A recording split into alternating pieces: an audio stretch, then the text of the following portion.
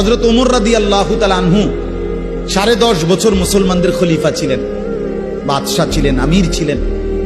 10.5 বছর তিনি মসজিদে ইমামতি করতেন, নবীর মসজিদে। এই 10.5 বছর পরে একদিন ফজরের নামাজের ইমামতি অবস্থায় প্রথম রাকাতে এক অগ্নিপূজক ছদ্মবেশে চাদর মুড়ি দিয়ে আইসা সামনের কাতারে হযরত ওমর ইমামের জায়গায়, এই প্রথম রাকাতে ওই বেঈমান আবু লুকলু মাজুসি কোমর থেকে ধারালো ছুরি বাইর কইরা হযরত ওমর রাদিয়াল্লাহু তাআলা আনহুর কোমরের মধ্যে নামাজরত অবস্থায় ছুরি দিয়া 7-8টা গায়ে দিছে।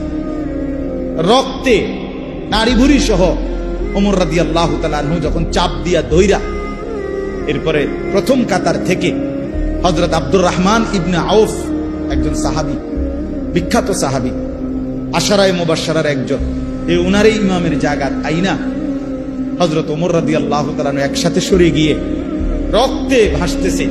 এই অবস্থায় একটা কথাই শুধু বলছে, আব্দুর রহমান, আগে নামাজ শেষ করো, তারপরে আমারে ধৈর।